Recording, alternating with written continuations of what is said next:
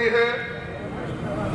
जनसंघ से लेकर भारतीय जनता पार्टी के सफर तक पूरी जवानी अपने मजबूत हाथों में जिन्होंने भारतीय जनता पार्टी के परचम को हाथ में रखा, ऐसे श्री मनवीर जी भारतीय जनता पार्टी के लोक लाडले नेता डॉक्टर दिगंबर सिंह की विरासत को जनता की सेवा के माध्यम से जिंदा रखने वाले मेरे पुत्रवत डॉक्टर शैलेश सिंह, अभी अभी जिनकी बात आपने सुनी, इस भरतपुर संभाग के दमदार नेता और मेरे मित्र द्वार बेडम जी, या मंच पर विराजे पूर्व विधायक गुटियार सिंह जी, पूर्व भारतीय प्रशासनिक अधिकारी किशन सिंह जी, यहाँ किसानों के बड़े नेता भाई नेम सिंह जी, प्रधान भाई मनोज सिंह जी, गोविंद जी, गिरधारी जी, मंच पर बैठे अन्य नेतागण और इस सभा के अंदर दीप कुमार के गांव-गांव ढाणी से चलकर इस सभा में पधारे मोतियों से महंगे किसान भाइयों, शक्ति स्वरूपा माता बहनों और मंच पर बैठी बेटी शिल्पा, मैं आप सब लोगों को इस बात का धन्यवाद देने आया हूं जो सरकार 5 साल पहले राजस्थान के अवाम ने मत की बेटी से पैदा की, जिस सरकार को पैदा करने में इस भरतपुर संभाग का बहुत बड़ा हाथ रहा। ये पूर्वी राजस्थान के भोले भाले लोगों ने सोचा कि जो बातें कांग्रेस के लोग मंचों से कह रहे हैं, मुझे याद आ रहा है वो समय जब कांग्रेस के राजकुमार इसी भरतपुर के अंदर जिला मुख्यालय पर सभा करके ऐलान कर रहे थे 10 तक गिनती गिनकर हमारा समय आए, शासन सत्ता हमें सौंपो, हम किसान भाइयों आपका संपूर्ण कर्जा माफ कर देंगे। इसी भरतपुर के अंदर जब बेरोजगारों को ये कहा गया कि बेरोजगार भाइयों या तो सरकार की नौकरी के साथ आपको जोड़ेंगे वरना 10+2 आपने कर रखा हो, जब तक आपकी नौकरी नहीं मिलेगी आपको ऑनलाइन 3500 रुपए देंगे। यही में बातें चली थी। इसी प्रकार के मन से शासन बदल दो, किसान भाइयों आपको दिन में बिजली देंगे, गांव में शहरों में 24 घंटे घर की बिजली मिलेगी। और हम पर आरोप लगाया था ये बिजली के दाम महंगे हैं, ये वसुंधरा जी की सरकार ने लोगों को महंगी बिजली दे रहे हैं, हम बिजली के दामों को कम करेंगे, बिजली आपको पर्याप्त मिलेगी। यही ये बात कही गई कि मैं राजस्थान के गांवों को उनका मास्टर प्लान बनाकर राजस्थान के हर गांव में, ये भारतीय जनता पार्टी के लोग तो मात्र कांग्रेस ग्राम पंचायत मुख्यालय में गौरवपथ बना रहे हैं, कांग्रेस का राज बना दो, हम मास्टर प्लान बनाकर हर गांव में खरंजा, हर गांव में सड़क, हर गांव में प्रकाश की व्यवस्था करें, क्या अच्छे कानून व्यवस्था देंगे, कई तरह की बातें यहाँ कई भाइयों।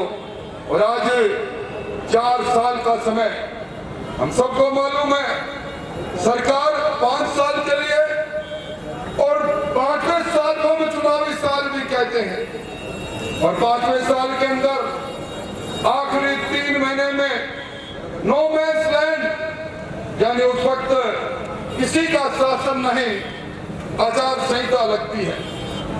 अब इस सरकार की उम्र मात्र 7-8 महीने बच गई, और 7-8 महीनों में जब सरकार की उम्र बची है, मुख्यमंत्री जी किराए के लोगों को बुलाते हैं।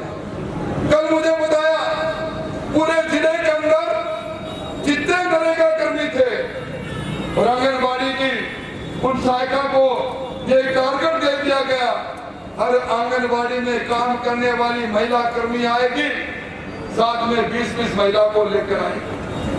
ग्राम विकास अधिकारी आपके हॉस्पिटल से लेकर इस पूरे भरतपुर के अंदर हम उन आधारभूत संरचनाओं को जिनमें जन कल्याण हो। और मुख्यमंत्री जी कल क्या कह के गए, एमएलए मांगते मांगते थक जाएंगे, मैं देते देते नहीं थकूंगा। मुख्यमंत्री जी अगर ये कहते कि एमएलए लूटते लूटते नहीं थके, मैंने इस प्रकार की व्यवस्था की है, तो शायद मेरे समझ में कोई बात आती। अभी कल महाराजा सूरजमल की पुण्यतिथि थी। हिंदवा सूरज ऐतिहासिक पुरुष, उस पुण्यतिथि के एक कार्यक्रम में डिजिटल प्लेटफॉर्म पर मुझे भी जुड़ने का मौका मिला और उस पुण्यतिथि में इतिहासविद कह रहे थे ब्रिटानिया हुकूमत के खिलाफ, मुगलों के खिलाफ, अन्याचार अत्याचार के खिलाफ हमेशा महाराजा सूरजमल लड़ते रहे और उन्हें ब्रिजराज की उपाधि इसलिए दी गई। उन्होंने चाहे मुगलिया सल्तनत हो, चाहे मराठों का हमला हो, हमेशा उन्होंने एक बात कही कि इस ब्रज प्रदेश के अंदर एक मंदिर नहीं टूटेगा। इस ब्रज प्रदेश के अंदर क्योंकि भगवान कृष्ण ने यहाँ लीलाएं की हैं, ये उनकी क्रीड़ा स्थली है, इसलिए ब्रज प्रदेश के अंदर उन्होंने अपनी तलवार के बल पर मंदिरों को रक्षा की। आज उन्हीं के वंशज इस लोकतांत्रिक तरीके से एक मंत्री बने बैठे हैं और उनके मंदिर में मुझे कहते हुए अफसोस है कि आपका कनकाचल का पर्वत, यादी बद्रीनाथ का पर्वत, उस पर्वत में जहाँ भगवान कृष्ण की वो बातें अंकित है, हमारे जो धर्म ग्रंथों में लिखी गई है। 551 दिन संत आंदोलन करें, खनन माफियों को यहाँ से खनन के लिए हटाओ और उसके बाद निर्णय नहीं हो। विजयदास, संत विजयदास दूध होकर अपने को आग लगा ले, राधे राधे करते हुए प्राण त्याग दे। और मैं समझता हूँ आज उन्हीं के वंशज के पास जब इस बात के लिए कई बार साधु संत गए, अभी मुझे रास्ते में बता रहे थे जो वादा किया था उस वादे से सरकार फिर मुकर रही है, फिर मुस्कुराते हुए फोटो, बड़ी बड़ी बातें। निश्चित तौर पर ये 4 साल बेमिसाल है, अवधार है। राजस्थान के अंदर जिस प्रकार अपराध और अपराधी में लगाम हुए हैं और जिस प्रकार आज यहाँ आपके इस इलाके के अंदर कभी कृपाल सिंह जगीना को सरेआम हत्या कर दी जाती है, जबकि उनके दल्ला गांव के अंदर तो चोरी करके पैसा ले जाते हैं, लाखों रुपए ले जाते हैं, गांव वाले बार बार गुहार करते हैं। ऑनलाइन एफआईआर दर्ज करने वाली सरकार एफआईआर दर्ज करने भी नामुमकिन करती है। मेवात का इलाका आज साइबर क्राइम का अड्डा बन गया। आज इस इलाके के अंदर हमारे उड़ीसा की पुलिस आती है, 15 थानों की पुलिस आती जाती है और अपराधी को गिरफ्तार करने जाती है। धार्मिक स्थलों से ऐलान हो जाता है, पुलिस पर हमला हो जाता है, पुलिस बेरंग लौट जाती है। क्या किस प्रकार का शासन है, किस प्रकार की बात है, राज्य हमारा सर शर्म से तब झुक जाता है। भाइयों, एक नेशनल क्राइम रिकॉर्ड ब्यूरो बना हुआ है, सुप्रीम कोर्ट के आदेश से बना हुआ है। हर सूबे को हर वर्ष अपनी रिपोर्ट भेजनी पड़ती है कि सूबे में सबसे ज्यादा अत्याचार अनाचार हुए, दूसरे नंबर पर राजस्थान आया। जहां अनुसूचित जनजाति के अंदर मेरा वो गरीब किसान जो आदिवासी है, कम पढ़ा लिखा है, ये मैं नहीं कह रहा, लप्पाजी नहीं करना, एक नेशनल क्राइम रिकॉर्ड ब्यूरो कह रहा है, उसके अंदर भी राजस्थान दूसरे नंबर पर है। साइबर क्राइम में राजस्थान पहले नंबर पर, बच्चों की तस्करी में राजस्थान 1 नंबर पर। सर शर्म से झुक जाता है जब ये समाचार छपते हैं।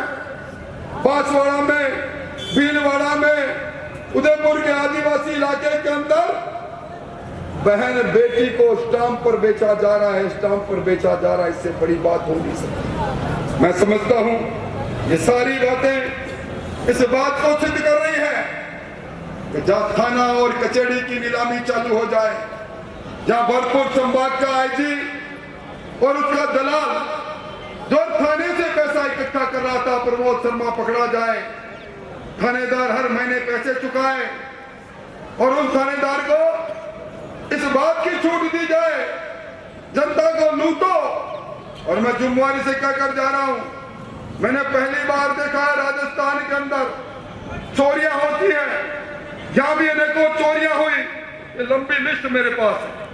पर उन चोरियों के बाद चोरी की बरामदगी इसलिए नहीं, पहली बार चोरों से, चोर गैंग से कमीशन लेने का काम गहलोत साहब आपके गृह मंत्रित्व काल में राजस्थान की पुलिस कर रही से सहमत किया।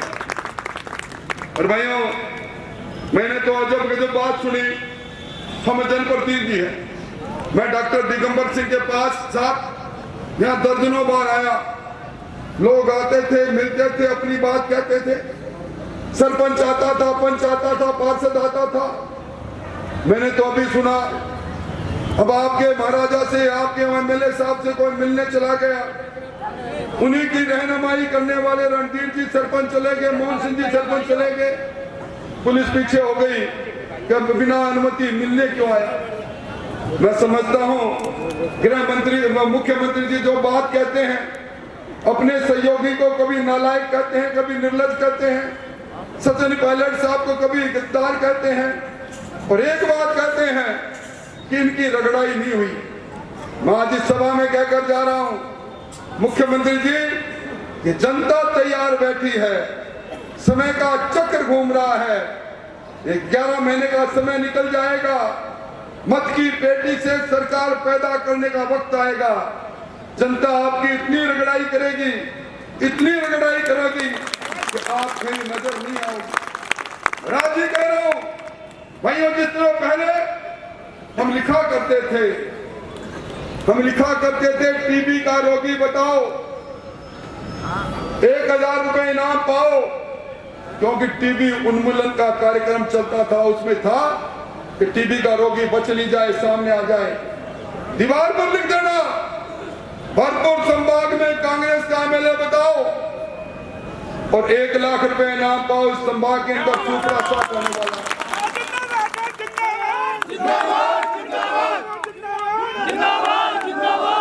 मेरे अनुभव से कह रहा हूं, मेरे बारे में कहा गया, मैं लगातार 7वीं बार विधानसभा में हूं, बिल्कुल सही कहा गया, सार्वजनिक जीवन में हूं, बिल्कुल सही कहा गया, और विधानसभा और सार्वजनिक जीवन में रहते रहते बदलते समय की तासीर को समझने लगा।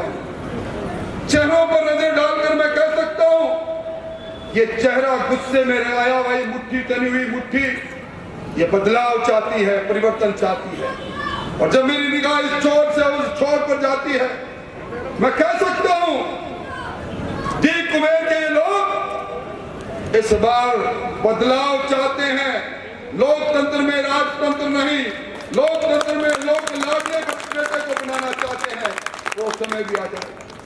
किस प्रकार का भ्रष्टाचार, आज भ्रष्टाचार की भट्टी में पूरा राजस्थान झुलस रहा है।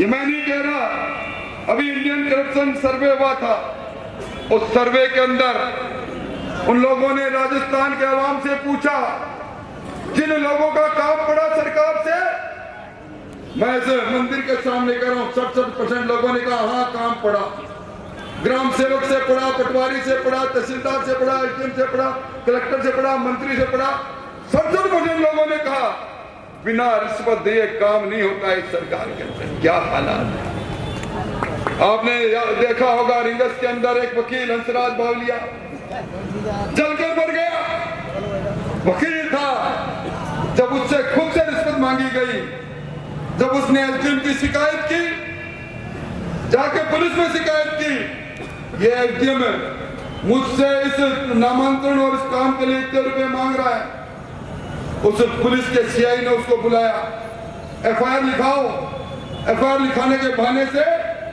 उसको नंगा करके उसको पीटा, उसने उस आत्मग्लानि से उस नौजवान ने आत्महत्या कर ली। इस सरकार के माथे पर कलंक, ये ठीक उसी प्रकार कलंक है। इन्होंने कर्जा माफी की बात कही, आपने सोहनलाल कड़ेल का वो वीडियो, खाकरी गांव का वो किसान, जब सरकार ने कहा तेरा पूरा कर्जा माफ, मैंने राजस्थान की विधानसभा में पूछा था, मुझे बताओ मुख्यमंत्री जी, आपने संपूर्ण कर्जे माफ की बात कही। 31 मार्च 2018 तक राजस्थान में किसानों पर कितना कर्जा था? किसान ने सहकारी बैंक हो, ट्रैक्टर का लोन हो, कृषि उपकरण का लोन हो, किसान का कर्जा बताओ। उत्तर आया था 99,996 करोड़ रुपए। मैंने कहा माफ कितना किया आपने? 7,400 करोड़ रुपए। ये नाखून मेरा काट दो पर शहादत में नाम लिख देना, ये एक प्रकार की सरकार है। तो इसी बात से उस सोनलाल कड़ेल का जब कर्जा माफ नहीं हुआ और उसकी जमीन नीलामी पर नोटिस आ गया, उसने एक लाइव वीडियो जारी किया। उसने कहा मुख्यमंत्री जी, मैं मेरे जीवन को समाप्त कर रहा हूं, मैं मेरी बात पूरी करूंगा, इससे पहले मैं बेहोश हो जाऊंगा, क्योंकि मैंने एल्ड्रिन पी ली है और ये इसलिए भी है कि आपने कहा कर्जा माफ होगा। मैंने बैंक का कर्जा चुकाया नहीं, मैंने 1,60,000 का कर्जा ले रखा था, जो आज बढ़कर 5,20,000 हो गया। मेरे बाप की अभी मृत्यु हुई है, मरते हुए मेरे बाप ने एक बात कही थी, बेटा ये धरती तेरी माँ है, कुछ भी हो जाए धरती को मत जाने देना, धरती को मत बेच देना। और आज मेरी धरती परसों मेरी 1, 2, 3 करके नीलाम होगी, मैं देख नहीं पाऊंगा, मेरे बाप की आत्मा को जवाब नहीं दे पाऊंगा, मेरी मौत के जिम्मेदार। ये बात मैं नहीं कह रहा, ये बात आज अखबारों में छपी खबरों के साथ साथ सब कह रहे हैं। भाइयों, आज हालात क्या है? क्या कहा था इन्होंने आपको? आपको कहा था भरतपुर के अंदर वो 16 जिले, भरतपुर के किसानों, आपको हम दिन में बिजली देंगे, रात की ठुठुर में बिजली नहीं, खेती में कुएं पर चले जाना, दिन में बिजली मिलेगी। मिल रही है दिन में बिजली। इन्होंने कहा था कि गांव के अंदर 24 घंटे बिना ट्रिप के बिजली देंगे, बच्चों पढ़ाई कर लेना, माताओं अपना काम कर लेना, घर में जब भी मन हो बिजली का बटन दबा देना। और यहां तक कहा विधानसभा में 50 यूनिट तक की बिजली फ्री, 200 यूनिट तक की बिजली के अंदर आधे दाम। अब ना रखी बांस ना बजाई बांसुरी, बिजली बिल्कुल ही बिजली गायब कर दी, इसलिए काय का अनुदान। आज हालात क्या है? गांव के गांव अंधेरे में डूबे पड़े हैं। अंधेरे नगरी चौपट राजा नगरी अंधेरे में है, और ये चौपट राजा जिस प्रकार का काम कर रहे हैं, मैं दर्द देख रहा हूं। उन्होंने कहा एक बार फिर हमारे अरमान टूटे हैं। 3 दिन पहले आरपीएससी का सेकंड ग्रेड के पेपर का, जीके का पेपर फिर बाहर।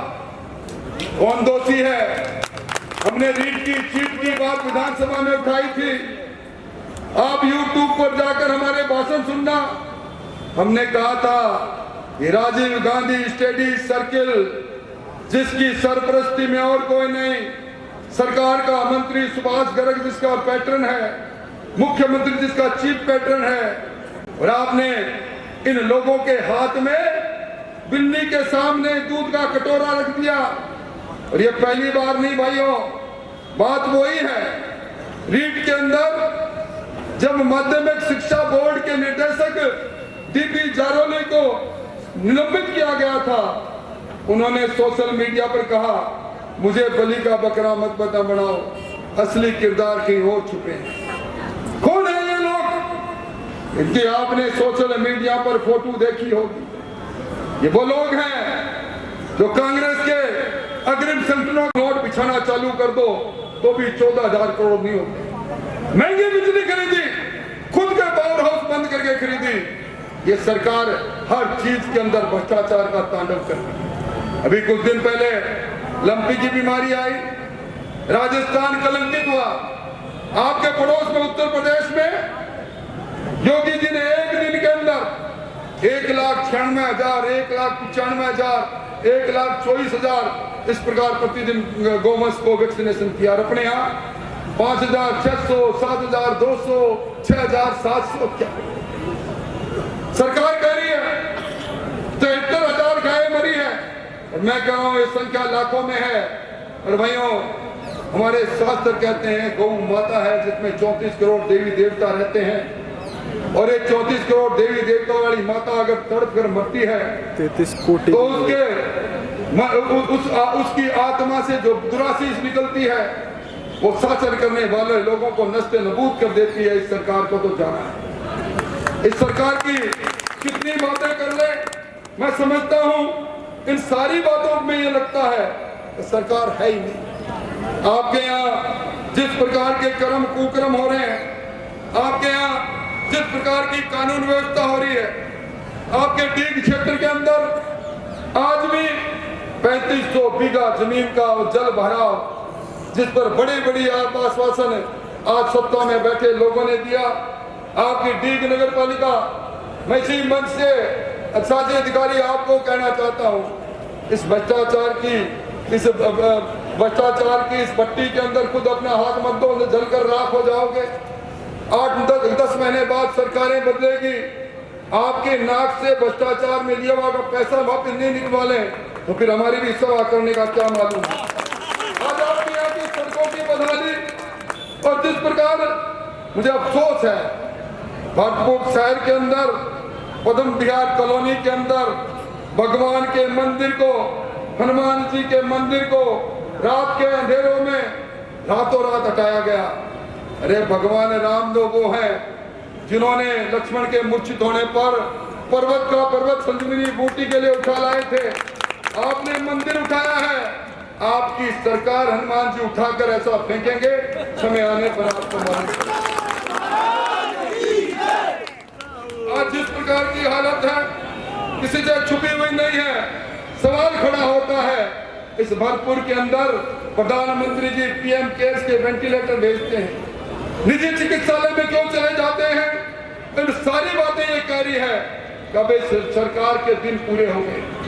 अब बहुत वर्ष हो गए भाइयों, बहुत वर्ष तक आप लोगों ने भोलेपन से एक ऐसे हम आपका मान है, हम आपका सम्मान है।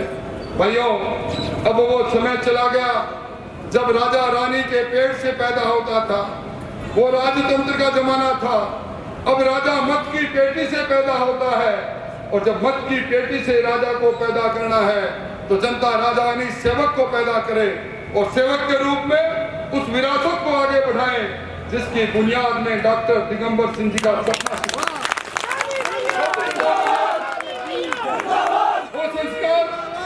जो संस्कार डॉक्टर दिगंबर सिंह जी ने अपने जीवन के अंदर अपने इस नन्हे बालक को दिए, ये हम सबका संकल्प होना चाहिए। यह आक्रोश रैली जनता की आवाज है, जनता के दर्द की अभिव्यक्ति है, और जनता के दर्द की अभिव्यक्ति के लिए ये मेरी शिल्पी बेटी खड़ी है और ये आपके सामने शैलेश खड़ा है। आओ हम सब मिलकर इन बच्चों को हाथ उठाकर आशीर्वाद दें। आपके इस जन संघर्ष के अंदर बच्चा आपके साथ चलेगा, आपके साथ चलेगा। बदलाव की शादी को हम तूफान में बदल देंगे, और इस तूफान में